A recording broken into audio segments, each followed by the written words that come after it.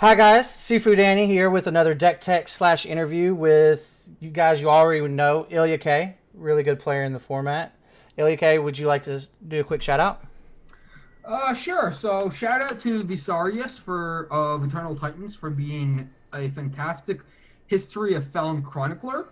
Shout out to Eternal Titans Ahorn Delphin for introducing me to the Berserk mechanic, and shout out to Paradox for the other Berserk deck within Sky Zerk.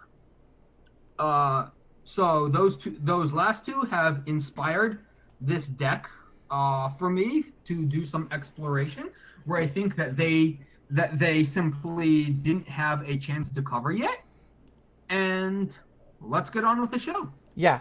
Uh, Real quick, if you're not familiar, 2 days ago on stream, Ilya K brought this list to us, and it's very interesting. I ended up running really well with it. I went 10-2. Should have gone 11-1, but I made a horrendous misplay, a very big don't. So not only are we going to go over the units and everything, hopefully Ilya K can give you a little insight of how the deck should be played and what you're supposed to be thinking of at all times. So yeah, let's go over the units. Okay, so this deck is a Twilight Raptor deck, even though it only has three, which might go to four depending on how you like the mix between Snowcrest Yeti and Twilight Raptor.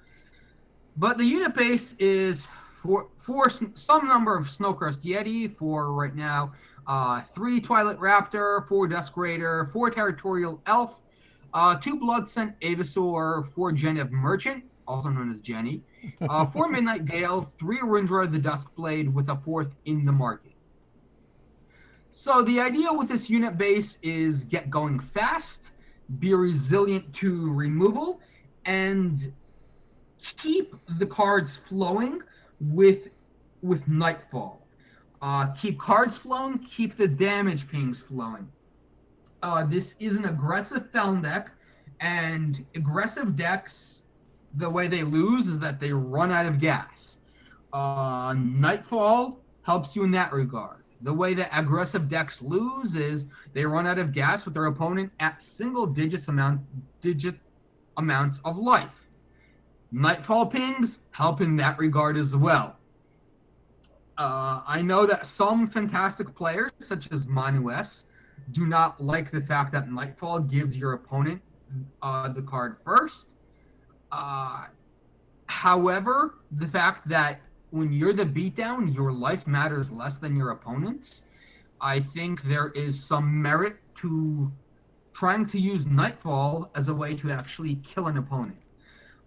The units themselves are fairly fragile when they're on the ground. A 2/2 that is Dusk Raider isn't exactly a world beater. A Territorial Elf is a 3/1 with no combat skills to actually get through blockers such as Grendon drones. So it may not always be the best in your pocket of the meta. I would recommend people experiment with unit bases. If you're facing more mid-range and early contesting of the board, I might suggest something like a Sewer Sludge and Argentport Instigator over the Yeti and the Elf. But nevertheless, the point is you hit the ground running early. You want to get in their face, getting some chip damage. And then as you go further up the curve, you get access to flyers and evasive units such as Midnight Gale or Rindra the Duskblade. Midnight Gale, obviously inferior to another well-known flying life-stealing unit in Unseen Commando, but on a standalone basis, on a one-for-one basis, it hits harder for more than three. And Rindra is self-explanatory for many who have been around the game since set 3. The guy hits like a truck, 5 damage, 5/5 for 4 is about as good as you're going to get outside of time with Sandstorm Titan. Lifesteal and Overwhelm are no joke. Rindra paired with Rapid Shot is going to hit harder. Rindra paired with Rapid Shot and Gift of Battle, which we'll get to, hits like a monster, and then you give him Haunting Scream and Dark Return, and you get where this is going. This deck Starts off getting in people's faces.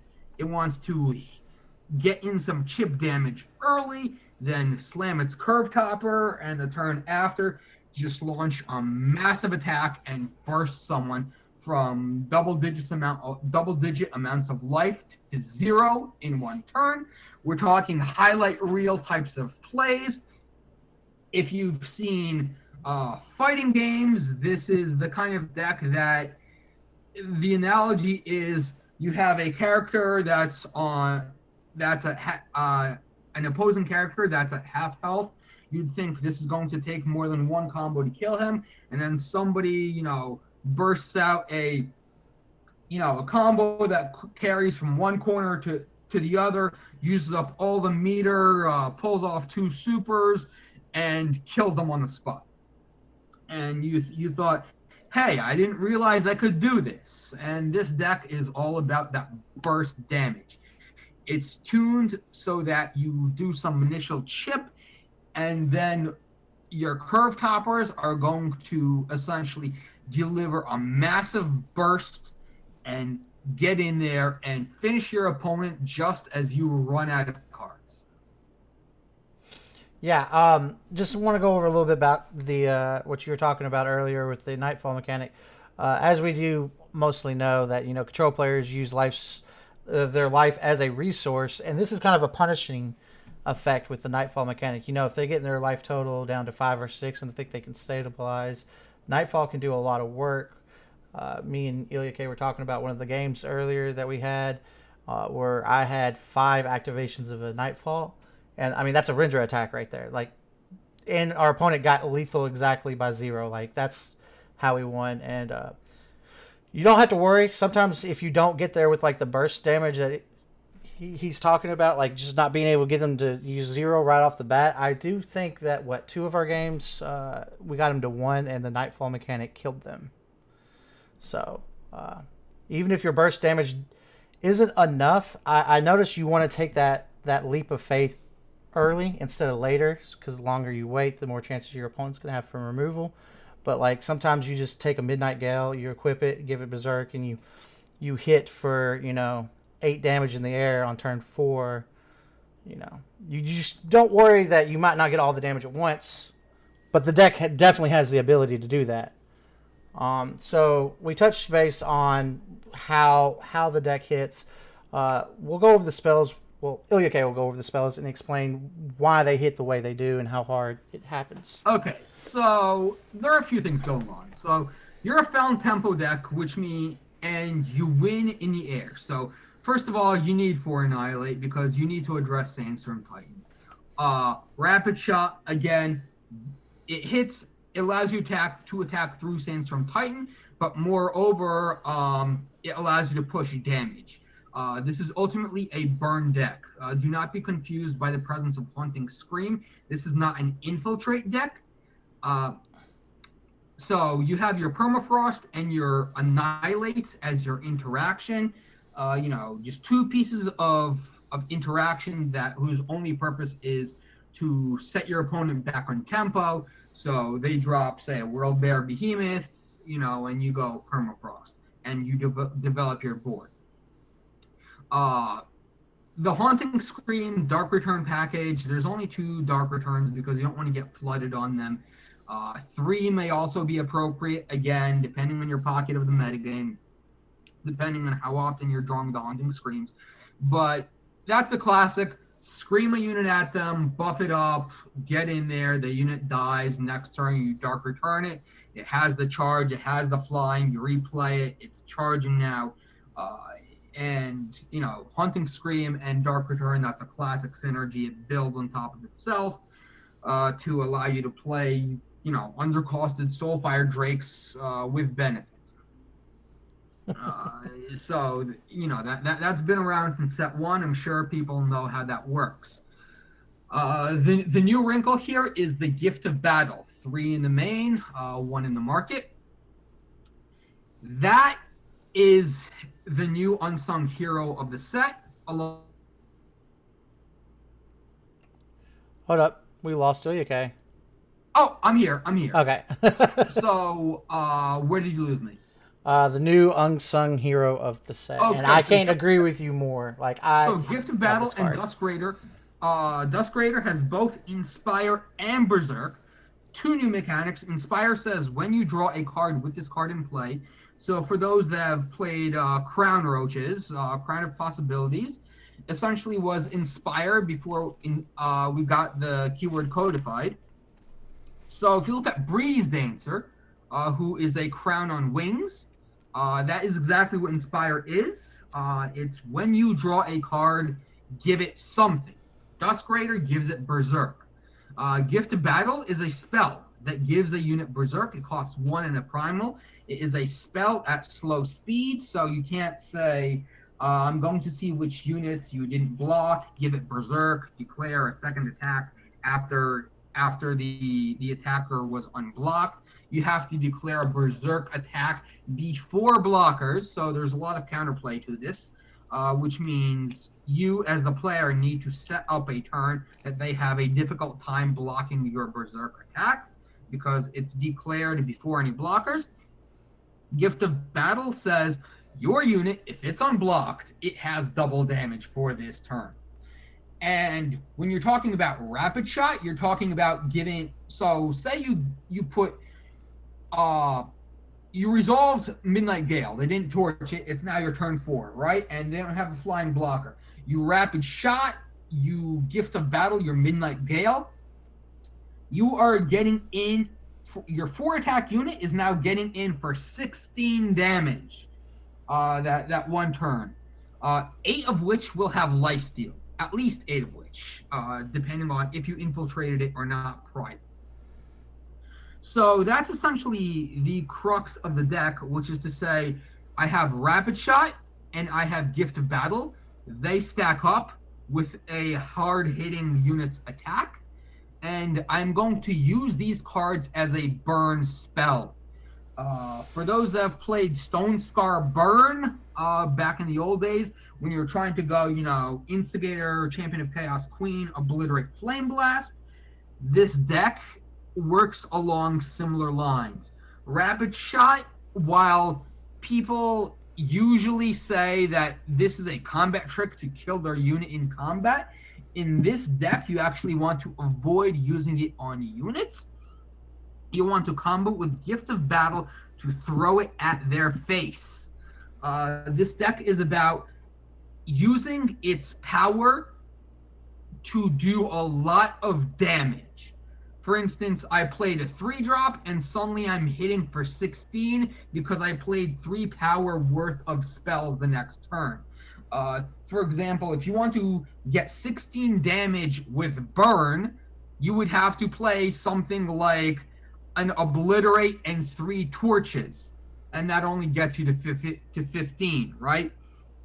So, name of the game, power efficiency with damage through spells.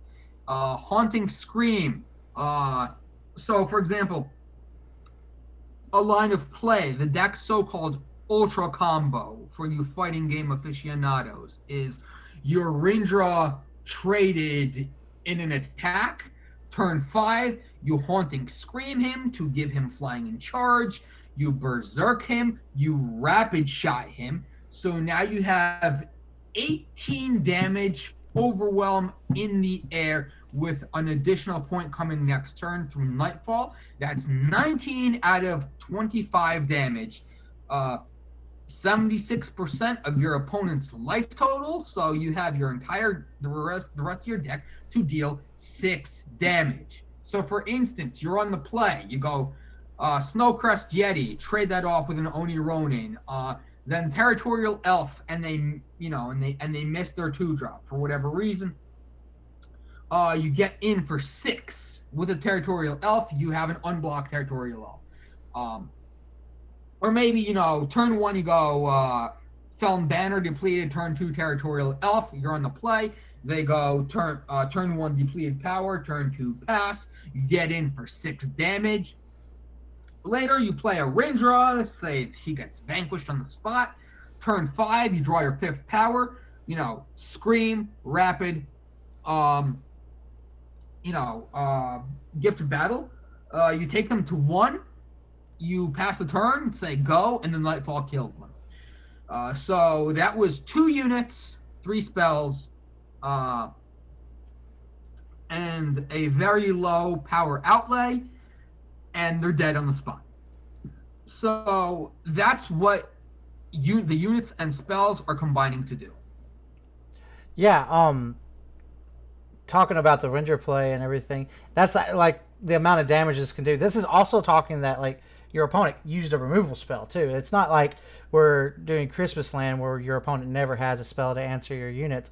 We're actually Ilya K set up a scenario where the unit did die. Right. And one thing that we missed, one thing we missed, not necessarily missed, but say your opponent has some kind of life gain or whatever, and they've gotten out of range of the 6 damage and then the Rendra play. Not only are you hitting for 18 one Nightfall mechanic, Rendra has life steal, so not you're gaining 18 life. And if you didn't kill them, you have Nightfall. You're going to draw 2 cards. You're going to be back in the game. You're going to still have enough life total that you can try to find another line of play, maybe a Haunting Scream. We'll go over the Merchant mechanic with this deck a little bit sooner. But, like, yeah, it's not like you're in and out. It's not like it's just hitting for 18 and, oh, I didn't get there. You're hitting for 18 and it's life gain, so. Sure. Oh, absolutely. For those that have seen Overmasters, you know, or was it Overmasters? I forget who played the deck. It's called the Screaming Rendra Brigade. You know, it dominated an ETS. I'm not sure if it won or not, but it definitely top aided. And even though you no longer have the Vara top end, you know, you can scream a Rendra, and if they survive that, then guess what? He still has Berserk. And then you Dark Return him and say, oh, you survived the initial 19? How about another 11? You know, like well, it's another 12, right? Like Dark Return 6, so 12. Oh, right. And then Nightfall. Then Nightfall's 13. 13. Excuse me, not 11, 13. So, which I made that mistake earlier. Like what, a couple nights ago. It's completely reversed because I forgot that Dark Return gave it +1/+1. I was like, oh, we got this with Nightfall. And then I was like, oh, no, +1/+1. Make sure you don't forget that, guys. It's not just returning a unit with all its keyword about, like Berserk, with all the keywords from Haunting Scream. Dark Return +1/+1 is very relevant. Right. This deck, I don't want to say it's perfectly tuned. I think people that spend more time in this deck might find ways to improve it. But this deck is not tuned to overkill people. Like, this isn't your Stone Scar Burn of yesteryear that if they don't have anything in their deck, you have around 50 points of burn, you know, in the deck to just point at their face. This has a lot of small units whose job it is just to get in there, do a little bit of chip, get some interaction out of the opponent's hand, and, you know, help your later units get there. One unit we didn't talk about is Geneva Merchant, Jenny for short. I'm not sure if it's should I cover the market first or the power base? I'll cover the power base if you want to cover the market, because I think the market. So I think the market's very important. So the idea comes from Ahorn Delphin's Stone Scar aggro power base, which was 27 power, 2 of which are Cabal standards, which is a depleted Shadow Source, transmute 5, which means when you get to 5 power, it transforms into another card called Cabal Tactic, which costs 2 and a Shadow, and it gives 2 units +2 attack and quick draw for the turn. So it's rapid shot split up among 2 units. Instead of one having quick draw, now both of them have quick draw, but half the attack. So if you're still in combat by turn 5 and you want to get a couple of attackers through, say you have Rendra and Midnight Gale against a Sandstorm Titan, or against a pair of Sandstorm Titans, you know, you could attack both. They block both, thinking, oh, okay, I have, you know, even if you rapid shots, one of these units, I'm going to have a 2-for-1. Surprise, surprise, Cabal tactic. Both their Titans are dead, and both of your units won combat. That's a massive tempo blow. You spend 2 power to kill 8. You'll probably develop another unit, and next turn you're just getting in there. So that's what Cabal Tactic is there for. Amethyst Waystone, some people are contentious about this. Some people really do not like Nightfall. They think it's a drawback. I say Amethyst Waystone provides you gas, and it provides you damage. Again, this deck is tuned to get there, not by overkilling them, but by having just enough that it can cover its bases early on, just enough to get to its lifesteal units against aggressive decks, and then just enough to kill them when you're the beatdown. So that's the explanation for the less orthodox powers. 4 Found Banners, 4 Seed of Cunning, 4 Diplomatic Seal. This deck tops out at double Primal, double Shadow, and it's an aggressive deck. This is the exact kind of deck you want your Diplomatic Seals in. Found Banner, Seed of Cunning. Again, these cards have been with us since set 1. That's just bread and butter of your standard aggressive decks. And then the Primal and the Shadow is basically hit the add power for the 9 remaining sigils. Yeah, I just want to touch base a little bit more on it. A lot of people don't like having more than 25 power. They want to throw in Seek Power, or they want to throw in Var's Choice in this deck. Var's Favor. Or Var's Favor. Sorry, thank you, Var's Favor. The explanation that I feel is the best is you look at this curve and you hear all the explanations Ilya K is talking about, like turn 4, turn 5, all these big explosive turns. This requires you to have these units on board prior turns, so you don't have time to play Seek Power, you don't have time to play Var's Favor. You definitely need to spend your turns developing, but also you definitely want to have 4 power. You don't, this deck does not want to miss power, so that's why you see the increase of 27 compared to your 25 and having some other thinning of the deck. Right, and coupled with Genève Merchant and Nightfall, flooding is less of an issue. I can't say it won't happen, because it does. Any deck can flood, especially one lower to the ground. But again, as far as aggressive decks go, this one is a bit more resilient to it because it has the Nightfall to get over some humps, and it has a merchant it can use for its plan. So you can run a little more power, but again, there are a lot of cards you want in the deck, and you do want to be drawing action, because there's only so much power that this deck can use. Yeah, you don't want. I think 27 is good because you're talking about sometimes you're drawing too much power. Also, at some point your 1-drops are just useless. So yes. Not only is there a chance to flooding, there's also a chance of drawing some things that you might not necessarily want to see late game. I think that covers the main board. Let's go over the market, and I have to say, man, this is one of the better markets I've seen. I'm one of the big fans of having a power in the market.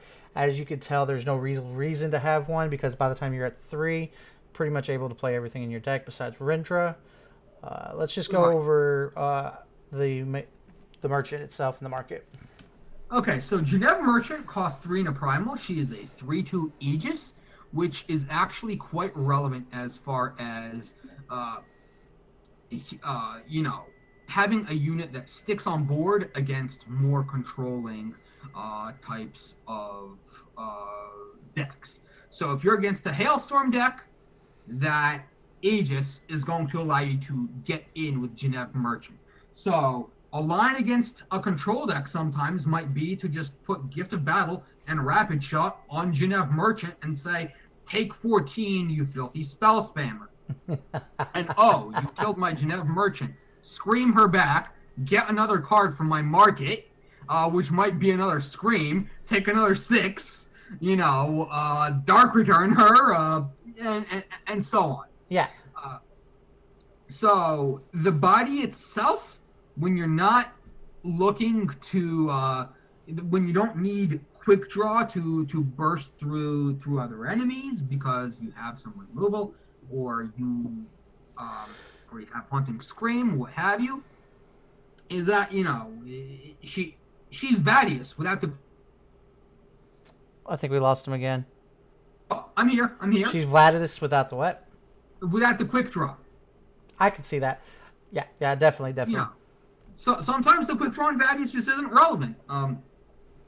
And so Genève Merchant, I think, as far as attacking merchants go, she and Ixton Merchant are the best attacking merchants. I mean, that's just math.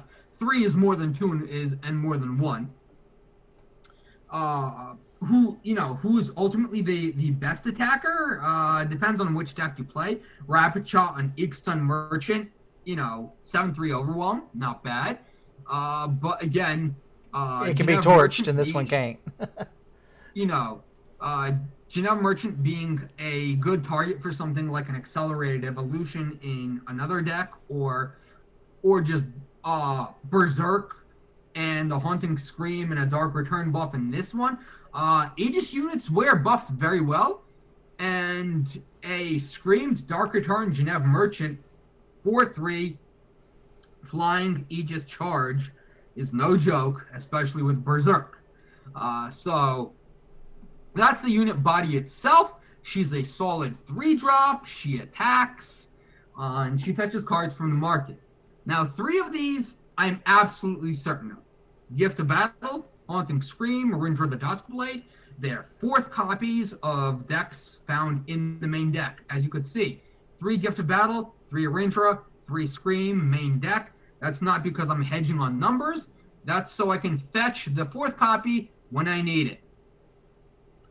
The other 2, Lightning Storm and Rindra's Choice. The idea behind Lightning Storm being, if a deck is more aggressive than this deck, it's probably playing a lot of X1s and a lot of X2s, and a Lightning Storm can wipe them out. Because you're probably saying, I'm not the beatdown against a Stone Scar Rally or a Stone Scar Queen deck.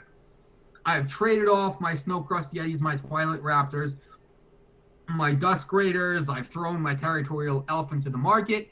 Bloodsent, Avisaur, Midnight Gale, and Rindra will hold the line. Here's a Lightning Storm, wipe your board. Now I can lifesteal and get, create some distance in the life race in this aggressive matchup. That is the hypothesis. I have not yet found a need to get that Lightning Storm. Even against the Skycrag deck that Sifu played, it was get your Rindra or get your Gift of Battle or get your Scream and kill them before they kill you. Rindra's Choice is basically, I need to remove a multi-faction unit. Maybe you need to just get in on the ground and there's a big fat Tavrod clogging your way. That's what that's for. It's an emergency interaction for a multi-faction unit. Maybe kill that Maiden. Again, these 2 cards, these reactive cards, are cards I am not sure about. Again, depending on your pocket of the meta, you might want different cards in there. You might want an aerial battle. You might want a changey stick. You might want levitate. But generally, in my experience with the Genève Merchant, I found myself going for the proactive cards. I'm an aggressive deck. I want to get in my opponent's face. I want to push my plan and make my opponent have it rather than try to switch gears and play defensively. Yeah, because if they don't have it and you're playing around it, they will eventually have it because you're waiting too long. Exactly. I will say this real quick. Ranger's Choice is really nice if they have a Horizon. Of course, Maiden's really rough on us since we're trying to do Haunting Scream, Dark Return tricks. There was one game. We ended up winning it. I don't know if you remember.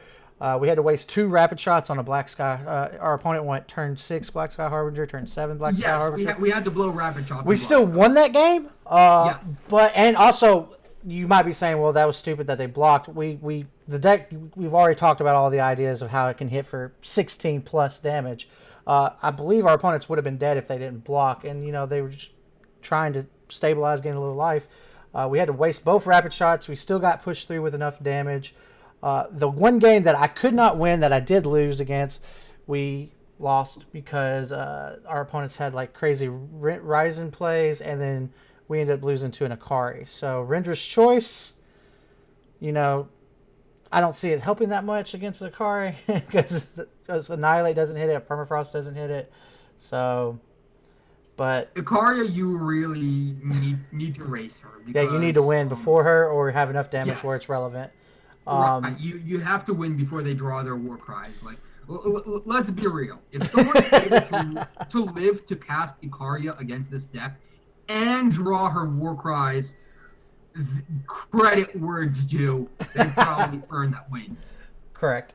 So, would there ever, talking about like cards that could be in the market and just hedging on some numbers, I remember you mentioning something about Dark Returning as being maybe a 3 of. Is there ever a case where you take a Permafrost and replace Rendra's Choice in the market and put in a... That's a very good point, actually. That is a very good point. I can certainly see cutting one Permafrost for one Dark Return and then putting that Permafrost, that fourth Permafrost, in the market above a Lightning Storm or a Rendra's Choice. Absolutely. Okay, cool. I don't know if I would personally do it. I just want to give y'all guys options at home that pick this deck up, things that y'all might want to try out, things like that. One thing while we're talking about the market, it's very important to know that the card she picks up is drawn. So, for instance, if you have Dusk Raider and board that says the Inspire that does some, your units that you draw get Berserk, the Merchant pulling out Rendra when you have a Dusk Raider on board automatically gives you Berserk, so you don't have to get that Gift of Battles or anything like that. Correct. You automatically get it. So, like a turn 5 play, you don't have a Rendra, you just have the Dusk Raider and Jenny in hand. You go Dusk Raider, Genev Merchant, and they can't counter this. Like, you cannot respond to units being played in Eternal. You have a Rendra with Berserk before they're able to do anything about that. Yeah, in hand, just ready to go. And that's like, we're not trying to, form Voltron here or anything, but there is a lot of synergy between Gift of Battle and Rapid Shot. Having part of the card already attached to the unit, while this card being able to give you Nightfall, and also, Dusk Rider gives you Nightfall, that gives you 2 extra card draws to try to get to Rapid Shot in the turn you need it, and not having to worry about drawing a gift as well. Correct. As Paradox has said, Dusk Raider was really underrated going into set 4 because 2/2s for 2, who gives a shit? Turns out she is very useful. She is useful in Skycrag Berserk. She's useful in this deck, and I've even seen a Berserk Shimmer Pack deck, I kid you not, on the subreddit, that the plan is have a Dusk Raider in play and Genev or Aurelian Merchant or your one copy of Shimmer Pack from the market. And then all Shimmer Hacks have, and then when you pass that Shimmer Pack, any of those dinos that go unblocked, illusions, suddenly hit for double damage. That's a whole different deck, and we might actually cover that at some point on my stream. That sounds awesome. I have my reservations about your win con needing to cost 8 power, but my goodness, if that actually goes off, I will be laughing to the moon. Yeah, I'm definitely going to be trying that out next time on stream. But yeah, here's the deck. Felon Berserk. I never got the real name that you call it. I know there's a lot of lists running around called Feld Angro. But yeah, what would you call it, Ilya K? Felon Berserk? What I called it on Eternal Warcry was Nightfall Berserk, because Felon Tempo seems to, it's a classic name, but it's also a bit of a nothing burger. Felon Tempo just means I'm running Twilight Raptor in this deck. Yeah. So I have it saved as Nightfall Tempo, but I think Nightfall Berserk Felon Yeah, definitely have the Nightfall in there. is a descriptive name because ultimately you're looking to capitalize on both Nightfall and Berserker. Yeah. I think that's what updates this deck for set 4. I'm not sure if it's a tier 1 deck. I've certainly had some success with it. Sifu, you've clearly had some success with it. I think a lot of that success is owed to this deck not being very popular.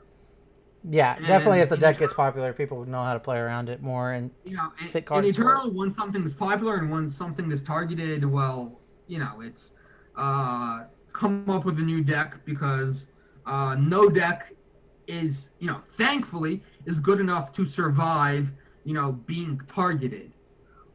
Otherwise, we'd have a real problem on our hands. Yeah, we'd have a really stale meta.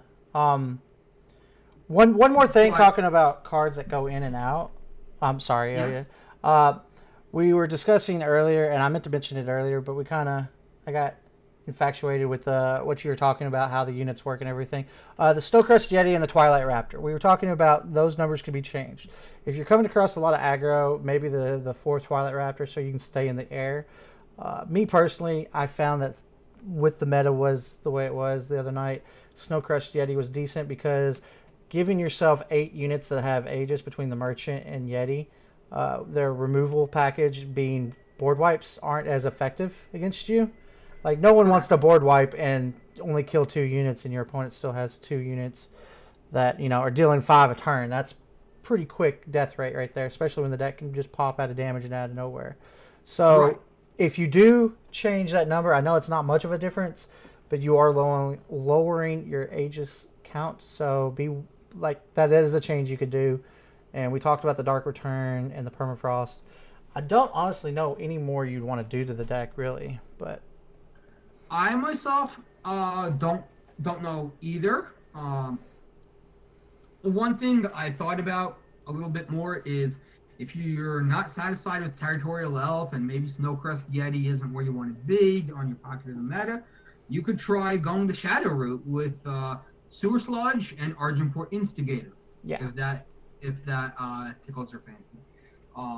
Again, going from single shadow to double shadow on the influence for Argentport Instigator hurt like I won't even say the curse word, but I appreciate it. it hurt a lot. So just a heads up, this deck is pretty influence hungry pretty quickly.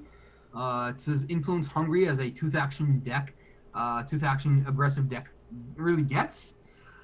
But that's something you can consider.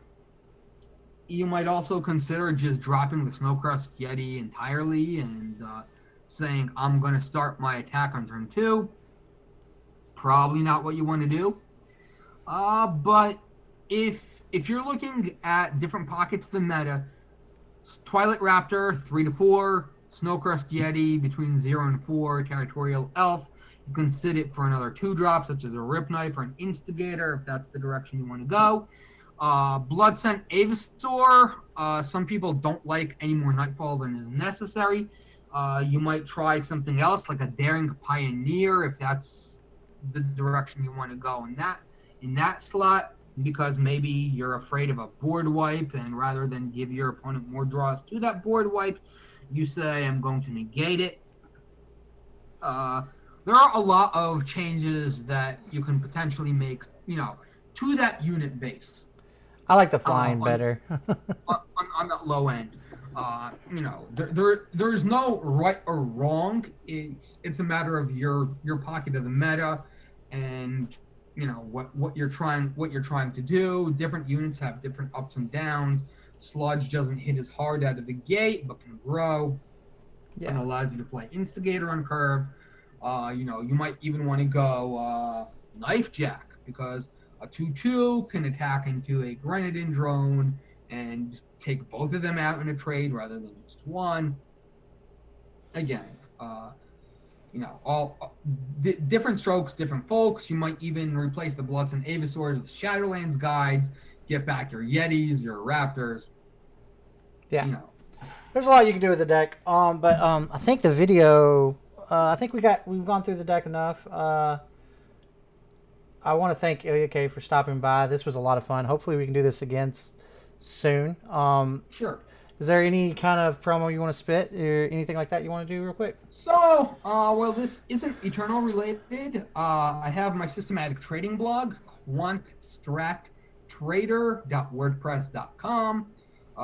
3 words, all in, just back to back. It's systematic trading. It's how you can actually make money in the financial markets. Give it a read, give it a look, see if that's what you're interested in. Beyond that, if I ever return to streaming, it's twitch.tv/Ilya K 1986. Beyond that, shout out to my teammates at Team O&D, Owls and Dragons. Shout out to the other best team in Eternal Titans. A lot of great deck techs. They have a new site up, eternaltitans.com. Check them out. A source of a lot of inspiration for me. And while I'm not sure it's quite confirmed yet, Thundershot and I might have a podcast releasing in the future, talking about more cold hard facts, things that other podcasts don't touch on. And so stay tuned, and hopefully I'll have more content for you in a video format in the near future. And thanks for having me, Sifu. Thanks for stopping by. Yeah, that'll be it for me. Be sure to, if you enjoyed the video, click the subscriber button down below. I'll have a lot of links down below. Hopefully, I'll get with Ilya K and maybe get some of the links that he just talked about posted. I want to do a quick shout out to Team Rankstar. Yeah. It's been a lot of fun with you guys, and I hope we get to keep making good content, producing some good stuff. You guys take care, and until next time.